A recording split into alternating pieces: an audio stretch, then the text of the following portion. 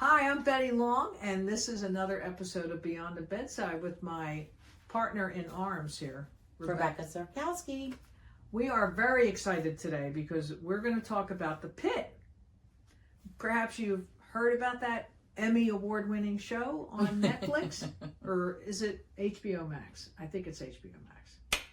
Oh, I don't know. Anyway, it is a fantastic show about a shift in the emergency room in Pittsburgh. So there's a play on words. It's in Pittsburgh, but they also call it the Pitt. So it's kind of derogatory that it's the Pitt. Yeah. It's an old hospital, but the ER looks pretty nice. Yeah. Speaking of technology, there's a big screen on it. So we wanted to talk today because we've been chatting about the Pitt for weeks. Yes. Right? And we know that you are watching it as well, as are many of our nursing colleagues and friends. And we wanted to talk about, what does the Pitt get right and what does it get not so right? Okay, not so right. Not I like so that. right. Oh, that's like a handful. I like that. Okay. Yeah. So you're have been an ER nurse. We have a lot of ER nurses on our team. So I'm going to ask you first. What does it get right? Okay, so No pressure. No pressure. So I will say they get right every splattering of anything and everything that comes through that door has come through that door. Okay. I would say that is every minute, it feels like. It's like, well, that's what they don't, right? Like, so they're giving you this, you know, frenetic. It's frenetic. Yes. I was going to say salacious view of, right, a That day, a 24-hour day in an ER for a season. And so what it does really good is it gets people not in healthcare talking about really important things that happen in healthcare. Okay. And I get calls, I told you this before, with regularity from my kids and their friends who are very much adults now, like asking about, is it really like this, or do people really get beat up? Okay. You know, I didn't realize that, you know, where my daughter's like, yes, my mother used to come home every shift and talk about some crazy person or some crazy thing that happened. But I appreciate that because before this show, I feel like no show got people to really think about what is it like for people who are essentially public servants in an ER, in a city, anywhere, but in this instance, in a city, and that they give of themselves every shift. You come in there and it actually to a certain fault with some of these characters where they don't put themselves or their needs as a priority ever. Little bit of a victim kind of vibe where, you know, if you're not in this ER right now, it's going to go to hell, right? Even worse than it is. You're the only thing keeping it standing. And we all have a little bit of that feeling when you work in an ER, like it's instrumental that you're there. So I would say the volume in one shift of the insanity that happens doesn't happen in one shift unless you're in, I don't even know where, like it's a lot. A war zone. A war zone, really. Beirut, right. Yeah, it does. It feels like the first couple of episodes that I watched in the first season, you get hyper, like, whoa, is this happening in 1 hour? Right? That was the other thing. I think I said it to you, but that I didn't realize before this show, and I was a late person. I came after first season ended. I then binged the first season late. Okay. But I didn't realize that feeling that I started to feel watching this kind of evolve, the season evolve in the episode or in the shift. I felt that every day when I went into work and thought it was normal. And now, all these years later, not working in an ER, right? And I think, ooh, yeah, I used to feel like that all the time, and I didn't realize that's not so good to feel like that all the time. Like, it's stressful. You're carrying a lot of weight anywhere in healthcare. Right. But the unknown in the ER is what you need to be able to navigate, is being okay with not having like taking control, but not having control. Right, because you don't know what's coming you don't know in the what's door. going to come in the door. Right? Ever. Ever. And on the show, it's constant. Mm-hmm. Right? The phone calls are coming, the patients are coming, and I know that we've talked about the waiting room, which is hilarious to me. It's kind of crazy, it's right? Cramped, it's small, it's very bloody, right? A lot of like that is not also necessarily like, you know, even on our and it's changed a lot. It's evolved in the last 10 years, 12 years, but even when we had 8-hour waits, there wasn't a lot of blood being spewed all over the waiting room, right? Usually those people, like, we did triage and dress accordingly. Like, you didn't triage somebody who had blood coming out and send them back out. You either sent them in the back or you got it dressed, you know, so that people weren't exposed to that. So I think a little bit of that feels a little salacious. I go back to that one. Yeah. Okay. I know that one of the things that I've heard from other staff members on our team is that they appreciate that a nurse practitioner is in triage because he was a nurse, he went back. This second season, he's a nurse practitioner and he's like the best at suturing, right? And he can treat the patients that come back. Yep. Right? So it's kind of a quick turnover. Like not a fast track. Feels like anybody's getting discharged. I know. Back to the discharge. So that they appreciated that. One of the things that I'm struck by in terms of certainly what they get right is the absolute depiction, the great special effects. Unbelievable. I want to like go to work with whoever is working that department and watch them, right? Isn't that crazy? Yes. That flap of the head, this last... I keep talking about the flap. The flap was, I mean, that, even my gut was like, whoop. Yeah. You know, and my gut doesn't whoop. And that was... Right. There's a couple times this season where I've looked away, anticipating a better picture. Like, oh no, I'm not going to look. Because I know it's going to be... brutal. You're funny. You're like, I was eating dinner. I was eating my dinner every night. When you're eating your dinner, you're watching that. Yeah. Maybe not. No, especially there's this episode with maggots. No, don't recommend. And I might have been having spaghetti, but I don't know. And real, by the way. It's real. I know. And not always bad. Okay. All right. One of the other things that I think that it gets right, but I wish it would be balanced more with nurses, is that several of the writers on the show are actual ER physicians. I think the senior writer is an ER physician, and so they really do bring some expertise to the script. But I do feel like it is physician-centric. It 100% is. Yes, sadly. We know all the doctors' names, but you have to, the nurses' names are not and as there's only a few that you're going to pluck out. Right? There's Princess, there's Perla, there's the charge nurse Dana, who's the Emmy Award winner, Catherine Manassa. But I want to know, of course, about the nurses. Like, what make... So my daughter called me and said that that's something that wasn't real for her, because when she was growing up, when my kids were growing up, was when I was in the ER during their childhood. So many visits were made, both for their own needs and to visit me at work. And she said, wasn't there only 2 doctors that you worked with in a shift? And I said, yes, we worked with 2 doctors and a PA. And she said, and then there were gaggles of nurses. And I said, yes, there were. And there were techs. You know, each pod had a tech. Right. And we had a transporter in the ED, right? And 2 unit clerks. But she remembered that there was only 2 doctors. Now, we weren't a teaching hospital. So you didn't have we had residents throughout the hospital, but not in the ED doing round. And how many beds was the ER?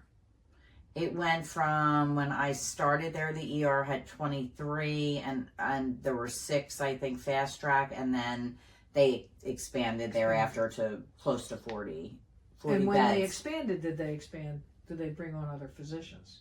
Yes, they had to, because it was a trauma, and they went trauma, so you're required to have a certain amount of. Okay. Yeah. Well, the Pitt has plenty a lot of doctors, a lot of student doctors. Oh, somebody that we worked with had said that never did they hear in the ER, when you worked in the ER, did you refer to the physicians as Dr. Jones or it would be like Joe and Jonathan and Joe, hey Sally, like we all called there was a definite level of like partnership and collaboration and trust that you had to have as a result of not having any control over what's going to come in. You had to trust the people you work with. And I think, that comes through because everybody's working, I think, and Noah Wiley's character is the chief or ER directing physician. But it does feel like there's a lot of doctors and there's plenty of staff. And all this doctors upstairs, the surgeons can just come down and take a look at the patient and yell at you for what you did and then go back up. And it does not happen. Surgeons absolutely come down and make decisions and pull them up to but it isn't like they don't come in and tell you everything that you did wrong. That is, nah. Well, and I don't think they come in that quickly. No, for sure not. It's like for sure not. Call them or page them or whatever system they're using, but they often are right immediately. They're there. Blink. Ding ding. All right, the one issue that I think they do get right is the violence being inflicted on staff, and whether it's the charge nurse Dana, who there's a storyline going through last season and this season. Yes. Season 2, which is very this is heavy this season. Accurate. Yes. And I know that there are nurses consulting on the show as well, but I think whether it's a physician or a nurse, I think the ER is the first place that you're going to see line of violence. Right. Yeah. And this season, particularly with Dana, after last season, I don't want to do a spoiler or anything, but she is. I think we've done plenty of them already. Like I was thinking that, like maybe I shouldn't have talked about the flat, right? But she's assaulted by a patient, and then this season that storyline continues. And there's a young nurse who starts in the ER. That was another.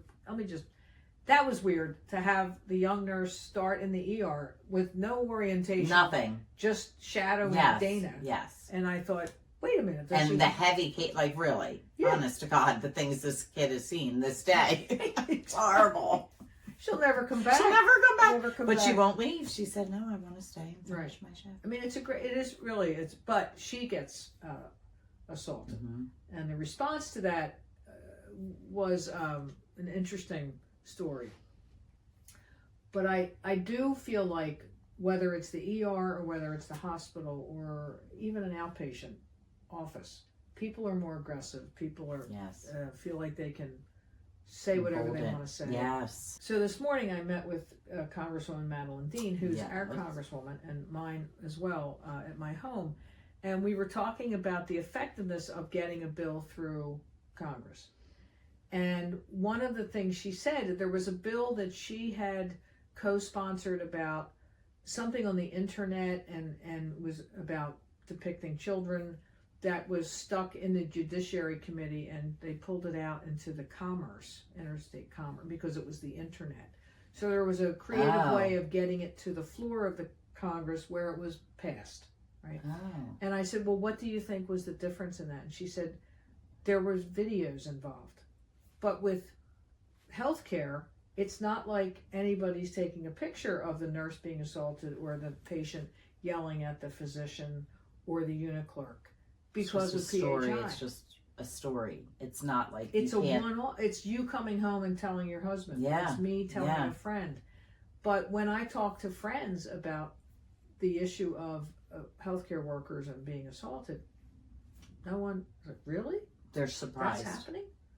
Right, because it's not being played out in social media by real video. Like nobody's stopping to take a video. No, because you can't post it, right? You'd be sued. So I was curious about okay, so why aren't this? You can't see it live. Thank God or not thank God, but you hear the stories of the nurses. Why is that not good enough? Maybe you do. Maybe you do.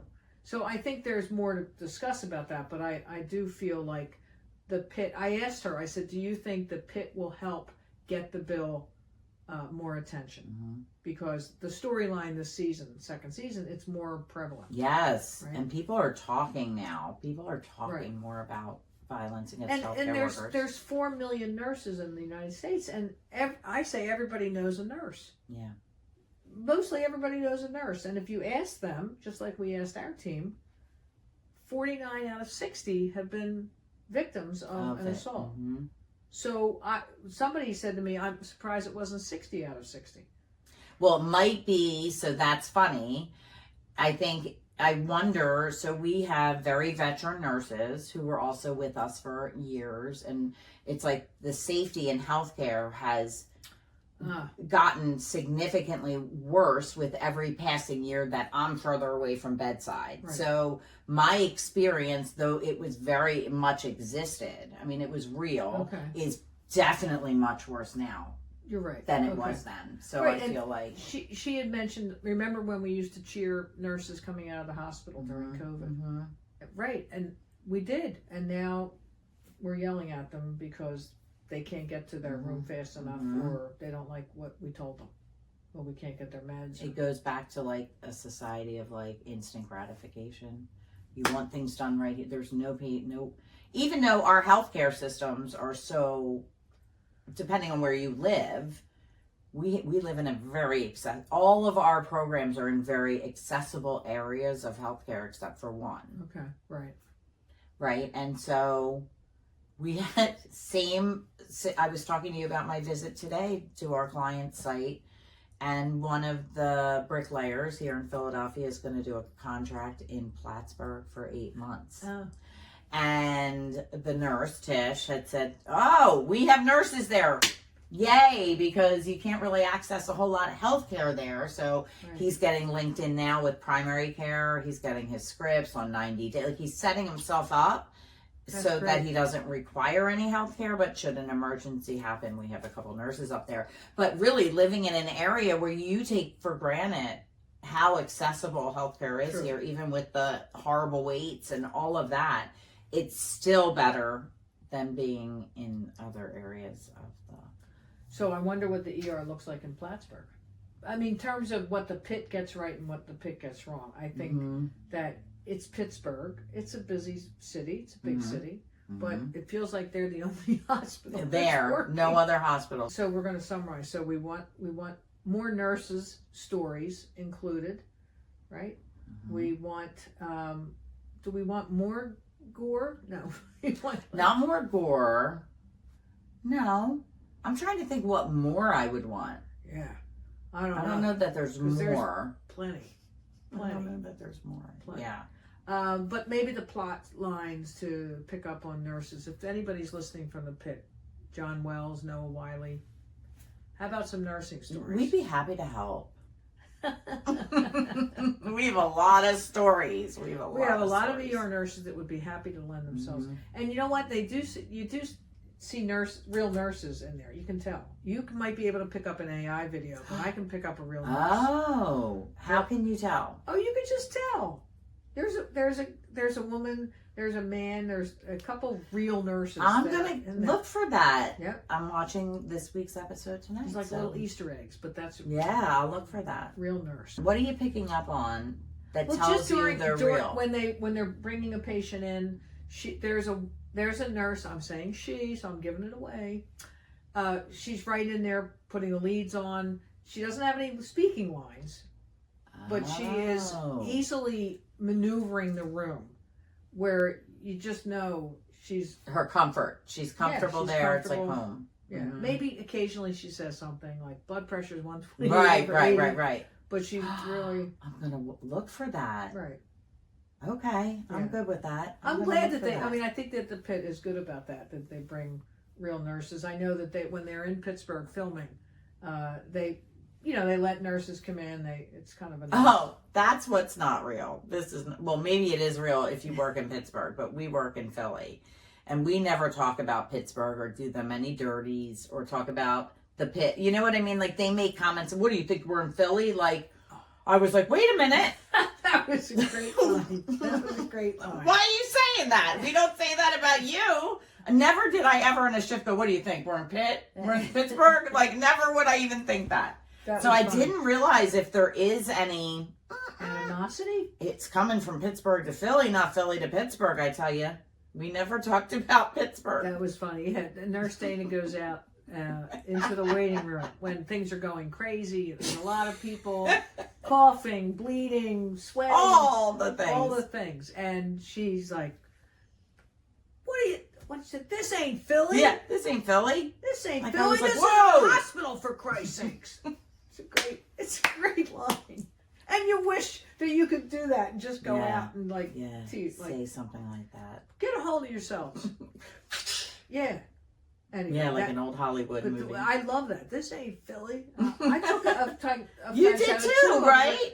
Hey. And you thought, when did I ever say anything mean about I've never Pittsburgh? disparaged Pittsburgh. Never, except, ever. You know, occasionally at a sports event or something I might. Right. But rarely do the two come together. We're all together. We're all together. Same state. Yeah. Anyway, so I still enjoy it. It's a great show. And I look forward to continuing. Me too. I think that they've been. Me too. Well, they've won a lot of awards. So. And hopefully, by them paying more attention to safety and violence against healthcare, your bill or our passion project, your passion project will gain more traction. Right. And if you're curious about it, why don't you tell them where they can head and check it out? Okay, protectournurses.org. And if you're interested in being a subscriber to our podcast, please join us. Like and follow. Right? I feel like I'm on a YouTube channel. I am. Like and follow. Because I am. It's so funny. You just realized that? Okay. Yeah, I'm like Mike Keith and Luke and Adam, all my news people that I love, yeah. Oh, okay. Well, we're one of those. I'm like them. I know. I'm proud of myself. So follow us if you like. Right? Yes, so please. Like and follow us. See you soon. Bye.